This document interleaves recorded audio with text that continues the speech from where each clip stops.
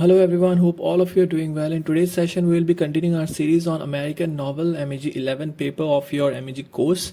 And in today's session, we will be covering a very beautiful novel, Light in August by William Faulkner. This is a very important novel for your examination perspective. So without any further delay, let's get started with the novel.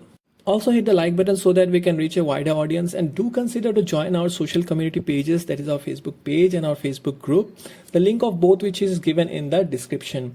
Up there we regularly update about the IGNOS notifications and updates, and there is a healthy group discussion held up there.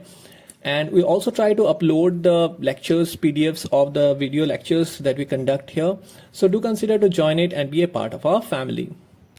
So the novel starts with a pregnant teenage girl with the name Lena Gruff, who is making her way to Mississippi, and she finds a ride to Jeffersontown, where we see a planning mill. Now in this particular mill, we see that a particular person with the name of Joe Christmas has recently joined it, and this person is one of the most central character of this novel, and it is shown that this person is very brooding and racially ambiguous. And he suddenly appears one day and he gains the employment.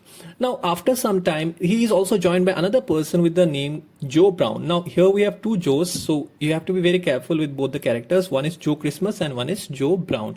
Now both of them form partnership and they start to selling liquor, okay, illegal liquor. And eventually when they start making profits, they eventually quit their jobs. Now at this point of time, another person is introduced in the novel who goes by the name Byron Bunch, and this person also works in the mill, and he is very much intrigued and unsettled when he finds Lena Gruff has visited the mill looking for her baby's father. Now upon mentioning about the description about the father, that is Lucas Birch, it is realized and it is found that actually Lucas Birch is none other than Joe Brown. Alright, so that means the baby's father is Joe Brown. Now Lena also gets to know here that Brown is actually held up in jail as a suspect in the murder of a local woman, okay, Joanna Burden, and burning her house.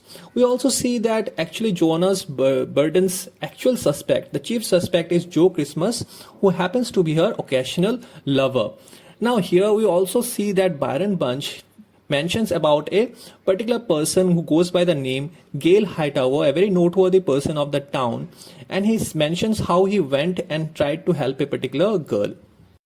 Now at this point of the novel, the narrative actually shifts and the characters are actually elaborately discussed, and we see the first character to be discussed properly is Gale Hightower, who happens to be a young minister who secures a church in the Jefferson, okay, because he had an obsession with his grandfather, and his grandfather was a Confederate cavalryman, okay, who was killed during the Civil War.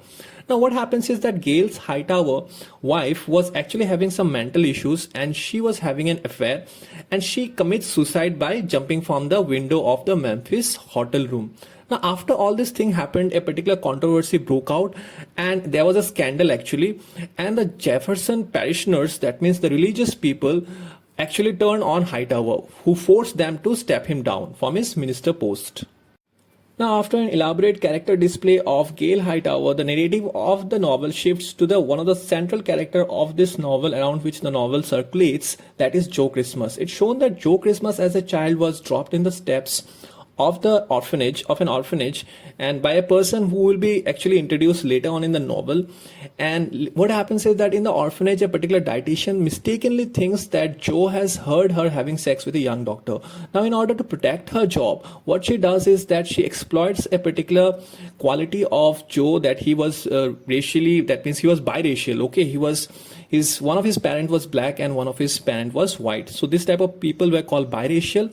And back then we know that particular history of America, that what happened is that black people suffered a lot by the hands of white, and this was the quality that she wanted to exploit, and she got Joe transferred to a orphanage for black people. Upon that also she plotted with an orphanage janitor, she plans that she will be kidnapping Joe, and they take him to Little Rock, where he was actually found and he was returned. Now later on, after a few weeks, he was adopted by a very religious man, a very sternly religious man, Mr. McKern, and his wife. Now we noticed that Joe had a very troubled childhood because he was on the receiving end of the beatings from his father, who was a very religious, sternly person, Mr. McKern. And what happens that once he entered puberty, he crossed paths with a prostitute by the name Bobby, and he started to see her. Now, when Mr. McCorn catches his son at a dance with Bobby, what happens is there was a fight between the father and son, and eventually Joe kills his father. Now, by smashing a chair on his head. Now, when this happened, Bobby and others actually abandoned him, and Joe was actually on the run for a lot of years till finally he reached Jefferson Town, and then he joined the planning mill, which was shown in the beginning of the novel. Now in Jefferson, what happens is that the Joe Christmas finally finds a cabin to live by, which was a property of Joanna Burden, and both of them quickly became lovers. Now their love was marked by passion, violence, and long periods in which they ignored each other. Now the character of Joanna Burden was a little bit twisted because she wanted a child and also claimed to be pregnant, but Joe actually opposed to this fact. Okay. Now after some time, Joe Christmas was joined by his friend Joe Brown to stay in that cabin. And because we know that both of them are partners in their illegal business, and also one night what happens is like Joe Christmas actually savagely attacks and kills Joanna Burden with a razor after she tries to fire a pistol at him in an apparent attempt at a murder suicide. So what happened, as I've said, that she was mentally a little bit retarded and little bit challenged because she was trying to kill Joe Christmas and also committed suicide. So in an attempt to save himself, Joe Christmas actually murdered Joanna Burden and burned her house eventually.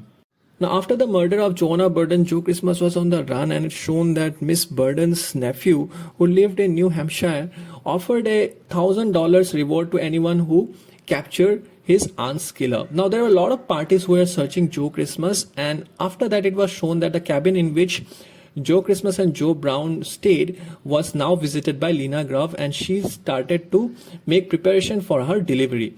Now she was also accompanied by Byron Bunch, who made a tent nearby, and he stayed near to this woman, Lena Gruff. Now finally, Joe Christmas was apprehended on the streets of nearby Mottstown, and his biological maternal grandfather, Uncle Doc Hines, made his way through the crowd to curse Joe and call for his death. When the officials from Jefferson arrived to take charge of the prisoner, Mrs. Hines broke through the crowd as well, hoping to see the face of the grandson who her husband told her died as a child. The Hines then take the train to Jefferson together. Now Byron and Hines arrived at the Hightower's house and revealed that Joe Christmas' father was a circus worker who tried to run off with the Hines' daughter before Uncle Doc shot and killed him. Eventually, Uncle Doc placed the baby in the orphanage in Memphis, where he worked as a janitor. Byron wants Hightower to lie and claim that Joe Christmas was with him at his house on the night of Joanna Burden's murder. Hightower becomes very angry and asks them to leave. Now by the end of the novel, we see that Lena finally goes into labor, and she was helped in the delivery by Mr. Hightower and Mrs.